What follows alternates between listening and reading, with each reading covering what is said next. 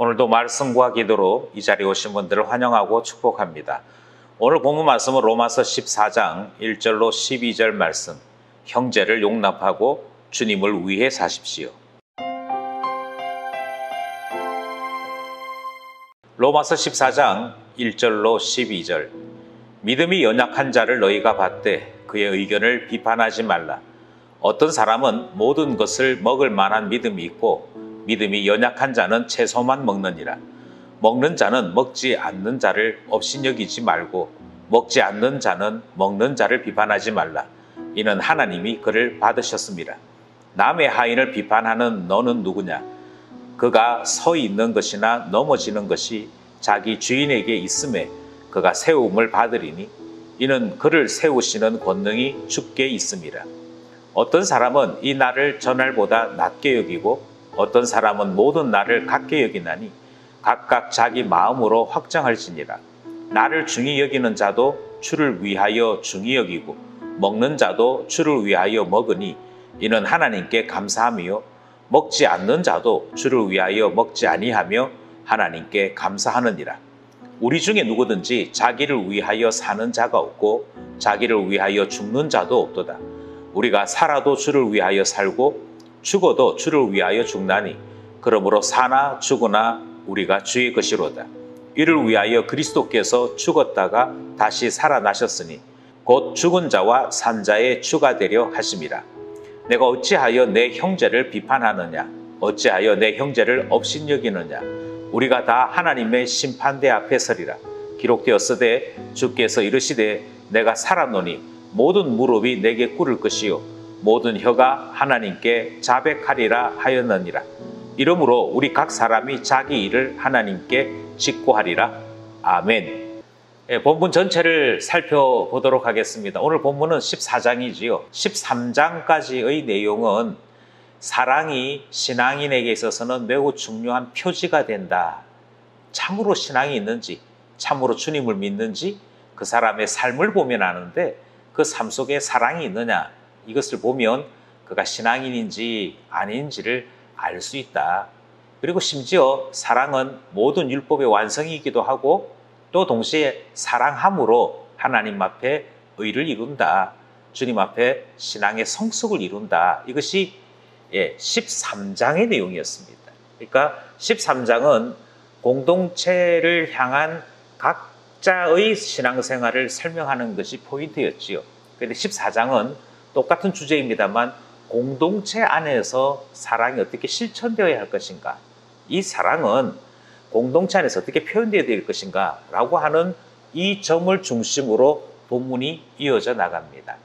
오늘 본문은 구조상 좀 복잡합니다.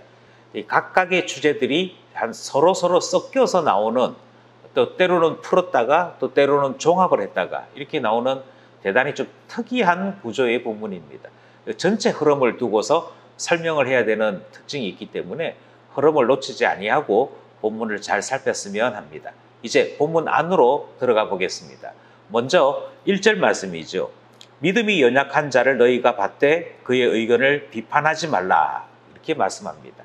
이 1절 말씀이 오늘 본문 전체에 걸쳐 있는 주제에 해당되어집니다. 바꿔 얘기해서 교회 안에는, 공동체 안에는 믿음이 연약한 사람이 있다. 그런데 이 믿음이 연약한 사람들이 종종 문제를 일으킨다. 그럼에도 불구하고 좀 용납해줘라, 받아줘라 라고 하는 말씀이 등장을 하죠. 여기서 너희가 받되 라고 하는 말의 의미는 용납해라는 것입니다. 포용해라는 것입니다. 그런데 여기서 조심할 것은 믿음이 연약한 것이지 이 사람들의 권세가 약하거나 또는 이 사람들의 체력이 약하거나 그런 의미가 아닙니다. 그러니까 어떤 경우에는 이 사람들이, 믿음이 연약한 사람들이 그 교회에서 대세를 이룰 수 있습니다. 또 이 사람들의 목소리가 다른 사람들보다 훨씬 더 강하게 전달될 수도 있습니다.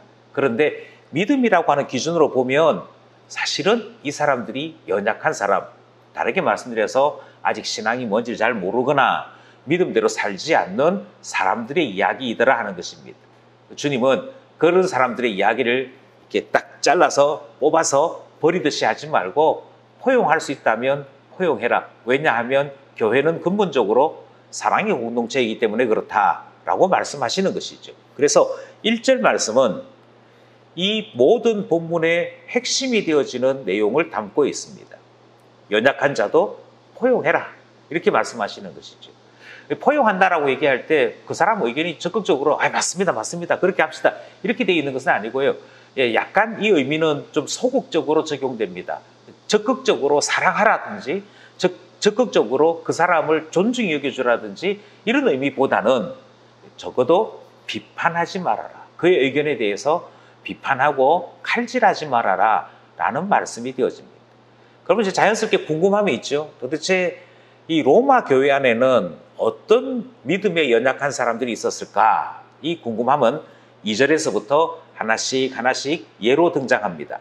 2절 말씀, 어떤 사람은 모든 것을 먹을 만한 믿음이 있고 믿음이 연약한 자는 채소만 먹느니라. 두 종류가 딱 구분되었습니다. 그 모든 것을 먹을 만한 믿음이 있는 사람이 있는가 하면 똑같은 믿음의 문제 때문에 채소만 먹는 사람들이 있습니다. 이 채소만 먹는 사람은 믿음이 연약한 자라고 설명을 붙이고 있습니다. 왜 이렇게 되어질까 하는 것에 대해서 우리는 고민을 해야 합니다. 우리는 마치 채소만 먹는 사람이 금식하고 또 금욕할 수 있는 능력을 가진 사람인 것 같아서 이 헬라 철학적인 입장에서 보자면, 특히 이원론의 입장에서 보자면 이 사람이 더 신앙이 깊거나 이 사람이 더 절제력이 강하거나 이 사람이 뭔가 대단한 사람으로 보입니다. 고린도 전서에서 나는 고기 먹지 않겠다 했던 사람들의 이유는 그 고기가 제사 음식, 우상 숭배에서 나온 음식이기 때문에 우상 숭배에 참여하지 않겠다라고 하는 의미가 강한 것이었습니다. 이 로마 교회에서는 그런 의미보다는 조금 더 다른 의미가 있었다라고 생각합니다. 이것은 아무래도 다니엘의 흉내를 낸 것이 아닌가 싶은 것이죠. 다니엘도 포로로 끌려가서 바벨론의 수도에서 느부갓네살 왕과 함께 식사의 문제를 접하게 되어집니다. 그들이 왕의 진미를 거절한 채 채소만 먹었던 것이죠. 아마도 이것을 흉내낸 것이 로마 교회 교인들 중에 있었던 것 같습니다. 이와 같은 이유든 저런 이유든 이 채소만 먹는 사람들의 입장에서는 자신들이 신앙인이라고 생각했던 것 같아요. 그런데 매우 놀랍게도 로마서는 믿음이 연약한 자는 채소만 먹는다. 이렇게 말씀하는 것이죠. 그러니 아마 이 당시에 이 주장을 했던 사람들은 크게 충격을 받았을 것 같습니다. 우리가 믿음이 연약한 자라고? 그래서 다시 한 번 더 믿음의 관점에서 다시 한번 살펴봐야 될 충격을 전달하고 있는 것입니다. 모든 음식을 먹을 만한 믿음이 있는 사람, 이 사람이 사실은 진짜 건강한 믿음이고 채소만 먹겠다는 사람은 믿음이 연약한 사람이야 라고 일단 설명을 합니다. 그리고 이 문제는 2절에서 끝나지 않고 다시 거듭거듭 등장을 합니다. 3절 말씀, 먹는 자는 먹지 않는 자를 업신여기지 말고 먹지 않는 자는 먹는 자를 비판하지 말라. 이는 하나님이 그를 받으셨습니다. 그래서 믿음의 연약함과 강함에 따라서 채소만 먹는 사람이 있고 모든 것을 먹는 사람들이 있으나 1절이 뭐라고 얘기했는가 하니 그럼에도 불구하고 연약한 자를 포용해주라 라고 말씀하신 그 내용이 3절에 다시 등장하는 것입니다. 먹든 먹지 않든 서로가 서로에 대해서 비난하거나 헐뜯을 필요는 없다라고 하는 것입니다. 그리고 중요한 이야기를 해요. 믿음이라고 하는 관점에서 보자면 채소만 먹겠다 하는 사람들이 분명히 믿음이 연약한 자이기는 합니다. 그런데 믿음이 연약한 자이긴 하나 그보다 훨씬 더 중요한 가치가 있다는 것이죠. 믿음이 연약함에도 불구하고 하나님이 그를 받으시잖아. 그도 하나님의 자녀잖아. 그러면 됐지 라고 하는 이야기인 것이죠. 이것이 훨씬 더 높은 우리의 관심이고 훨씬 더 중요한 문제죠. 그래서 그가 어느 정도 믿음에 성숙한 자냐 이 관심보다도 신자야 아니야, 하나님을 믿는 자인 거야 아닌 거야, 여기에 훨씬 더 많은 관심을 두고 하나님이 그를 받으셨으면 하나님이 주인 되시는 줄 믿고 모든 것은 포용해야 된다. 이렇게 얘기하는 것이죠. 첫 번째 문제를 우리는 만났습니다. 1절로부터 3절 사이에 나타난 것은 먹는 것에 대한 문제였습니다. 4절, 남의 하인을 비판하는 너는 누구냐? 그가 서 있는 것이나 넘어지는 것이 자기 주인에게 있음에 그가 세움을 받으리니 이는 그를 세우시는 권능이 주께 있습니다. 이 3절 끝부분에서 그의 주인이 하나님이시다. 그렇게 끝났죠. 그 주권에 관한 이야기로 이제 이야기가 넘어갑니다. 이것은 사람들이 다른 사람을 비판할 때 자주 범하는 잘못이지. 그래서 4절에서 뭐라고 얘기했냐면 남의 하인을 비판하는 너는 누구냐 이렇게 말씀하고 있죠. 로마 사회에서는 이 소유에 대한 개념이 분명했으므로 남의 집 하인에 대해 이래라 저래라 하거나 일을 시키는 것은 대단한 범죄에 속하는 문제였습니다. 그 로마 시민법을 기준으로 해서 이야기하는 것이죠. 이게 범죄인 줄 안다면 하나님의 종을, 하나님의 사람을 너가 비판할 필요가 없지 않겠니? 라는 설명인 것이죠. 이것은 형제에 대해서 우리는 다시 한번 다른 가치로 쳐다봐야 할 것을 이야기하는 것입니다. 하나님이 주인이시고 하나님이 그의 주인이시므로 그에게 어떻게 가르치시든 어떤 과정을 통해 가르치시든 하나님이 알아서 하실 일이고 우리로서는 같은 형제로서 같은 공동체의 일원으로서 포용하고 사랑하고 이해하는 것이 훨씬 더 중요한 일이다. 그 말씀이 4절 말씀인 것입니다. 그러면 자연스럽게 우리는 여기에 해당되어지는 사람이 누구일까를 또 궁금해할 필요가 있겠죠. 로마 교회에 어떤 사람들이 이와 같은 사람들일까? 예, 사도들이 이야기하기를 우리가 예수 안에서 자유하게 되었으므로 아무 것이나 먹을 수 있게 되었습니다. 이 말을 했던 사람들이 비난을 받았거든요. 그런데 바울이 뭐라고 얘기하냐면 네가 누구길래 하나님의 종을 함부로 손대느냐. 그래서 하나님 말씀대로 사는 자를 하나님의 종이라고 부르면서 지금 4절이 이어져 나가고 있는 것입니다.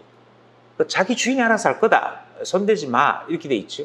그런데 이 말씀이 이걸로 끝나지 않고 7절에서는 어떻게 또 나타나는 거 아니? 7절에서는 사도들이 하나님의 종인데 그 사도들에 대해서 함부로 비판하는 사람이 있다. 이게 왜 잘못되느냐 하면 사도들의 주인인 하나님을 무시하는 일이다. 그 사람들이 사도들에게 막 비난을 퍼오면서 주의 종들이 겸손하게 이런 비판도 들을 줄 알아야지 뭐 이렇게 이야기하지만 사실은 하나님보다 자기 자신이 높아진 것이고 동시에 주인 되신 하나님을 잊고 사는 것이고 잊어버린 것이다. 그 이야기 등장하는 것이죠. 그래서 이 3절, 4절의 이야기는 7절에서 반복됩니다. 그리고 10절에서도 반복됩니다. 10절에서 다시 한 번 더 비판하지 말아라. 비판하는 것은 신앙의 행동이 아니다. 신자의 모습이 아니다. 이렇게 이야기하는 구조를 가지고 있습니다. 그래서 이것은 하나의 논증을 계속 이어나가는 방식이 아니고 다시금 나오고 다시금 나오면서 이 논술 자체가 얽혀있는 그런 구조를 가지고 있지요. 4절 어쨌든 권능이 주께 있다. 주님이 주인이시다 하는 말씀이 되었습니다. 5절은요. 어떤 사람은 이 날을 전날보다 낮게 여기고 어떤 사람은 모든 날을 낮게 여기나니 각각 자기 마음으로 확정할지니라. 예, 가장 중요한 율법과의 관계 문제가 등장했습니다. 로마 교회 안에는 유대인들이 거의 없었습니다. 그래서 율법에 대해서 율법주의를 주장하는 그런 사람은 없었던 것 같습니다. 그런데 자연스럽게 예루살렘 교회의 이 조언들, 율법에서부터 나왔고 그 율법의 조항들이 모든 초대교회에 심지어 이방인 중심으로 세워진 교회에도 전달이 되었었거든요. 그러다 보니 자연스럽게 율법을 지키는 것이 조금 더 고상한 신앙인인 듯 이렇게 이해하는 사람들이 생겨나기 시작하는 것이죠. 이 사람들이 앞에서 설명한 대로 하자면 믿음이 연약한 자입니다.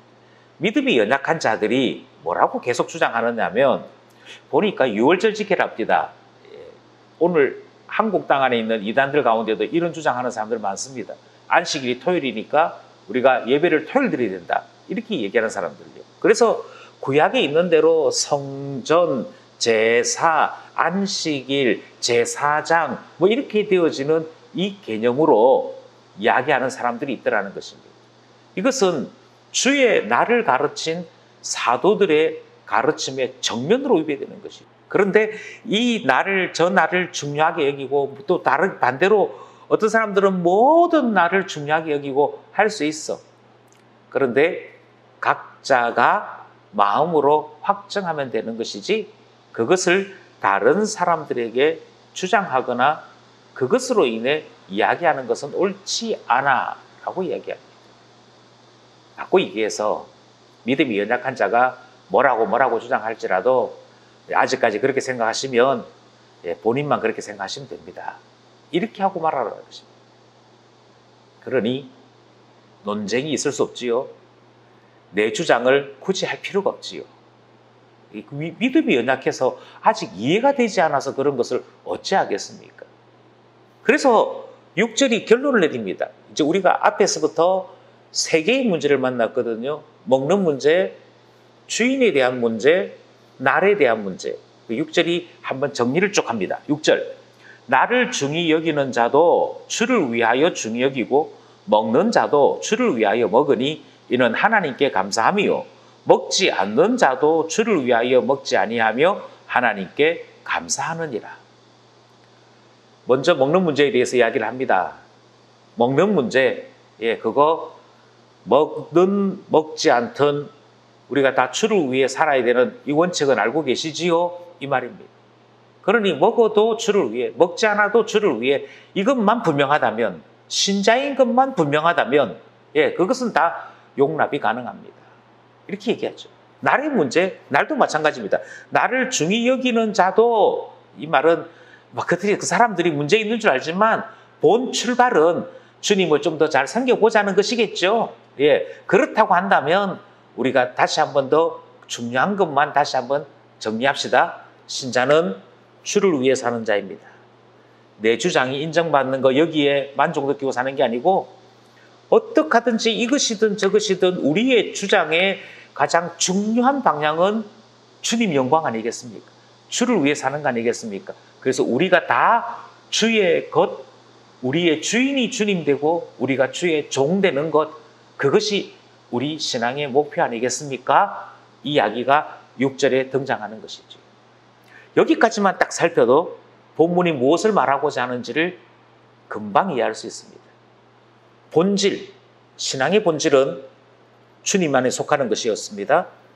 주님이 나의 참 주님이 되셔서 주 위에 사는 것이 신앙의 본질이었습니다. 이 본질이 더 중요한 것이지 나머지 자잘한 문제들, 날에 관한 문제든 먹는 것에 관한 문제든 그 어떤 문제도 그건 부차적인 것이므로 중요하지 않다는 것입니다. 중요하지 않고 그가 진정으로 주님 위에 살려고만 한다면 주님께서 때가 될 때 가르쳐 주실 것이니 교회는 오직 하나, 이 신앙의 문제, 믿음의 문제, 이것에만 집중합시다. 이 이야기가 공동체가 어떻게 사랑을 실천하며 살 것인가에 대한 첫 번째 단락의 이야기인 것입니다. 요까지만 딱 놓고 보아도 오늘날 한국교회 안에 있는 많은 문제들이 해결되리라고 생각합니다. 어떤 사람이 오른쪽을 주장하든 왼쪽을 주장하든 교회 공동체는 그럴 수 있겠다. 저 사람 입장에서는 그럴 수 있겠다. 포용하는 것입니다. 나는 옳고 너는 틀렸어라든지 저 사람은 문제가 있어 라고 이야기하는 것은 다시 말씀드립니다. 신자가 주의 종으로서 주를 위해 살아야 될 근본을 잊어버리고 있는 것입니다.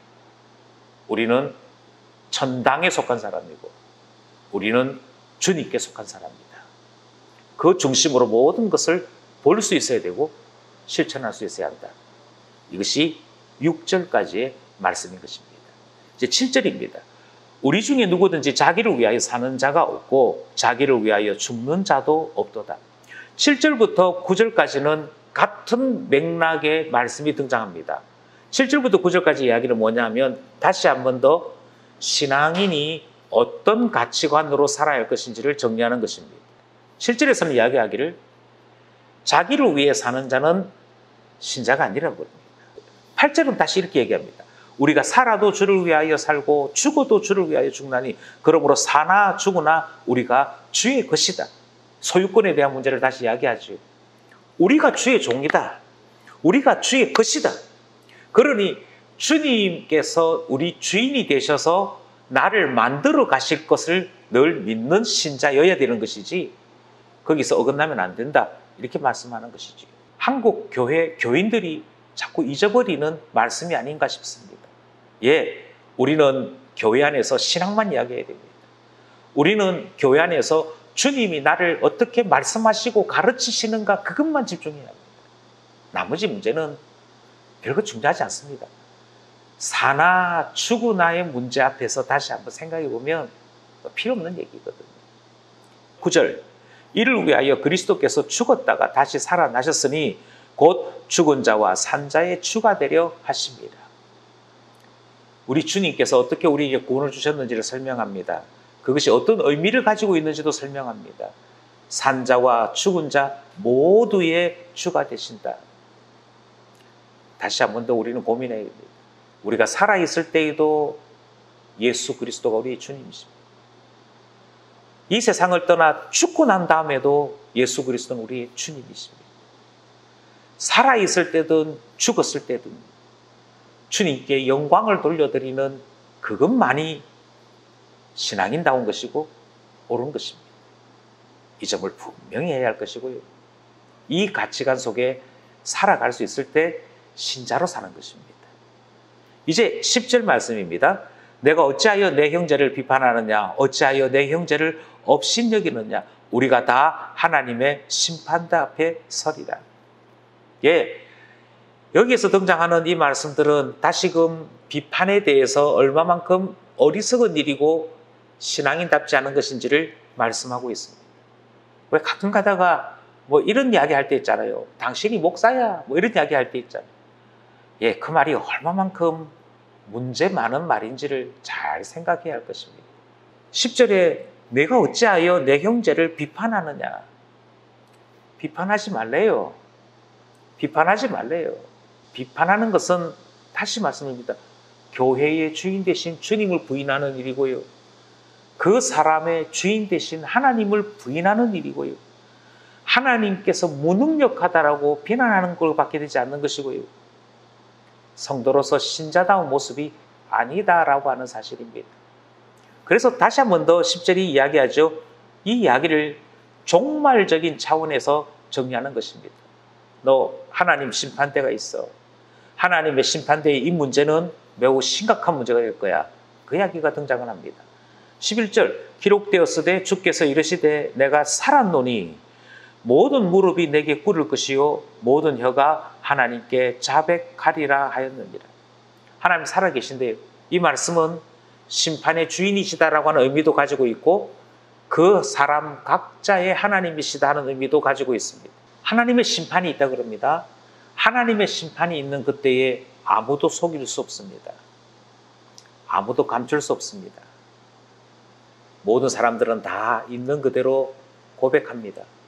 12절에 있는 말씀처럼 우리 각 사람이 자기 일들을 자기가 경험한 것들을 하나님 앞에 다 내어놓을 것입니다. 주님 그때 제가 교만했었습니다. 주님 그때 제가 주님이 주인이신 것을 잊어버리고 함부로 제가 말했습니다. 이런 이야기 다 하게 됩니다. 들은 사람도 할 것이고 말한 사람도 하게 될 것입니다. 지금 성경은 우리 공동체가 어떤 신앙의 모습으로 살아야 할 것인지를 말씀하고 있는 것이죠. 이 말씀을 들으신 여러분, 이 말씀을 듣는 가운데 어떠한 말씀들이 도전이 되었습니까? 성경이 계속 이야기합니다. 형제를 비판하지 맙시다. 용납합시다. 그리고 주님이 교회의 주인이신 것을 항상 드러내는 그런 사람 됩시다. 하나님 심판 앞에 설 때 우리가 혈기로 살았던 것 분명히 가슴치게 될 날이 있을 것입니다. 하나님만 두려워하여 주의 심판을 늘 마음속에 두고 살아감으로 우리의 삶에 기준이 있고 무거움이 있고 진중함이 있는 우리 모두가 되기를 원하는 것입니다. 사나 죽으나 주를 위해 살아가는 신자 됩시다. 이 말씀을 들었습니다. 이 말씀이 우리 가운데 있어 오늘도 신자로 살아가는 우리 모두가 되기를 간절히 소원합니다.